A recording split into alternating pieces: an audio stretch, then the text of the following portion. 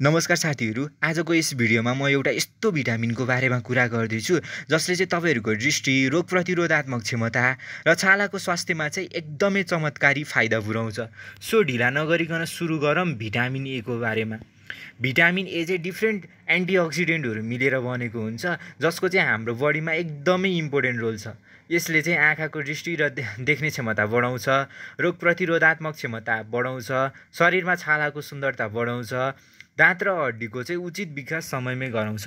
र यो vitamin A चाहिँ सबै उमेर समूहका व्यक्तिहरूलाई चाहिँ एकदमै इम्पोर्टेन्ट छ, नभई नहुने तत्त्व हो। विशेष गरी चाहिँ हामीले बालबच्चा 6 महिनादेखि 5 वर्षसम्म, गर्भवती, स्तनपान गराउने आमा र समयपूर्व जन्मेका शिशुहरूलाई चाहिँ भिटामिन ए को डिफिसियन्सी हुन दिनु हुँदैन। र भिटामिन ए चाहिँ हाम्रो बडीमा डिफिसियन्सी हुन्छ नि त। धेरै रिजनहरूले गर्दाखेरि भिटामिन ए को डिफिसियन्सी हुन्छ, बट केही रिजनहरूलाई मैले यहाँ समेटेको छु। कुपोषण भएमा, आन्द्रामा जुका परेमा, अत्याधिक झाडा पखाला लागेमा, बालबच्चामा उचित खानपान र स्तनपानको कमी भएमा, हरियो सागपात तथा पहेँलो फलफुलको उचित सेवन नगरेमा, दादुरा तथा उच्च ज्वरो आएमा, अनि शरीरको पाचन प्रणालीमा गडबड भएमा, अनि शरीरको जिङ्क नामक तत्त्वको कमी भएमा, अत्याधिक मात्रामा चुरोट र रक्सी सेवन गरेमा, गर्भवती तथा स्तनपान गराउने महिलामा चाहिँ भिटामिन ए को डिफिसियन्सी हुन सक्छ। भिटामिन ए कन्टेनिङ फुडहरू चाहिँ विभिन्न फुडहरू छन्। तीमध्ये चाहिँ तल देखाइएका यी खानेकुराहरू, खाद्यवस्तुहरू हामीले दैनिक रूपमा सेवन गऱ्यौँ भने चाहिँ भिटामिन ए को डिफिसियन्सी हुँदैन। जस्तै गाजर, हरियो सागसब्जी, दुधजन्य पदार्थ, मासु, कलेजो तथा अन्डा, अनि त्यसपछि मेवा, आँप तथा पहेँला फलफुल, फर्सी, टमाटर, अनि सक्खरखण्ड, ब्रोकाउली, एभोकाडो जस्ता खानेकुराहरू हामीले दैनिक रूपमा सेवन गरेमा हामी भिटामिन ए को डिफिसियन्सी हुनबाट बच्न सक्छौँ। बट भिटामिन ए को डिफिसियन्सी त भइरहेकै छ। भिटामिन ए को डिफिसियन्सी भएको केसहरू टन्नै मात्रामा हामीले देखिरहेका छौँ। भिटामिन ए को डिफिसियन्सी भयो भने सबैभन्दा सुरुमै एफेक्ट गर्ने भनेको चाहिँ हाम्रो आँखामा हो। यसले हाम्रो आँखाको भिजनलाई चाहिँ डिरेक्टली एफेक्ट गर्छ। आँखामा भिटामिन ए को डिफिसियन्सी भयो भने चाहिँ के कस्ता सिम्पटमहरू देखिन्छन् त? आउनुहोस् कुरा गरौँ। रतन्दो हुनसक्छ। रतन्दो भनेको चाहिँ रातिको समयमा आँखै नदेख्ने एउटा रोग हो। अर्को भनेको चाहिँ आँखाको नानी, कोर्निया र आँखाको बाहिर हुने पारदर्शी झिल्ली अर्थात् कन्जक्टिभिटाको चाहिँ चमक घट्ने तथा आँखा फुर्सो र सुक्खा देखिने गर्छ। अनि अर्को आँखाको नानीमा सानो सानो घाउ हुने र त्यो पछि गएर ठुलो आकारमा अल्सरमा परिवर्तन हुन्छ।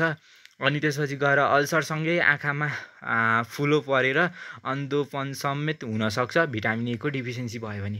आँखामा मात्र होइन, भिटामिन ए को डिफिसियन्सीले चाहिँ हाम्रो छालामा पनि एकदम असर पार्छ। भिटामिन ए को डिफिसियन्सी भयो भने चाहिँ हाम्रो छाला फुर्सो पर्ने, सुक्खा देखिने तथा छाला चिलाउने जस्ता समस्याहरू देखा पर्छन्।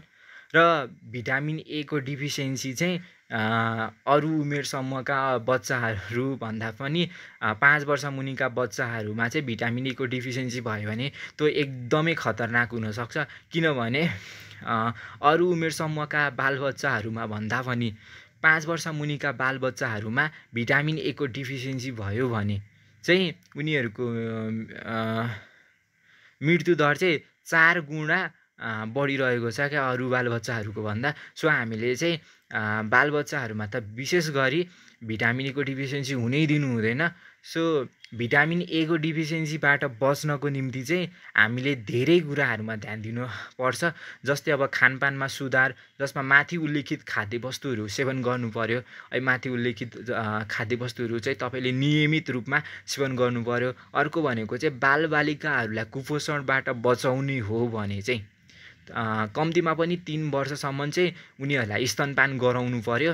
र गर्भवती हुनुहुन्छ अनि स्तनपान गराउने महिलाहरू हुनुहुन्छ, उहाँहरूले चाहिँ दैनिक रूपमा भिटामिन ए कन्टेनिङ फुडहरू चाहिँ प्रोपर एमाउन्टमा खानु पर्यो, ताकि उहाँहरूलाई पनि जुन महिलाहरू हुनुहुन्छ उहाँहरूलाई पनि भिटामिन ए को डिफिसियन्सी नहोस् र उहाँको बालबच्चाहरूलाई पनि भिटामिन ए को डिफिसियन्सी नहोस्।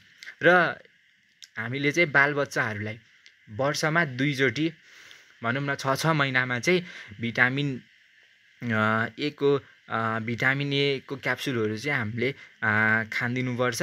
र यी कुराहरूमा हामीले ध्यान दियो भने चाहिँ भिटामिन ए को डिफिसियन्सी हुनबाट हामी बच्न सक्छौँ। सो यी सबै कुराहरूमा ध्यान दिउँ र भिटामिन ए को डिफिसियन्सीबाट सबैजना बचौँ। र आजको यो भिडियो चाहिँ जसले अन्तिमसम्म हेरिदिनु भयो उहाँहरूको लागि धेरै धेरै धन्यवाद। अब पनि फेरि यस्तै हेल्थ रिलेटेड इन्फर्मेसन भिडियो लिएर उपस्थित हुने नै छु।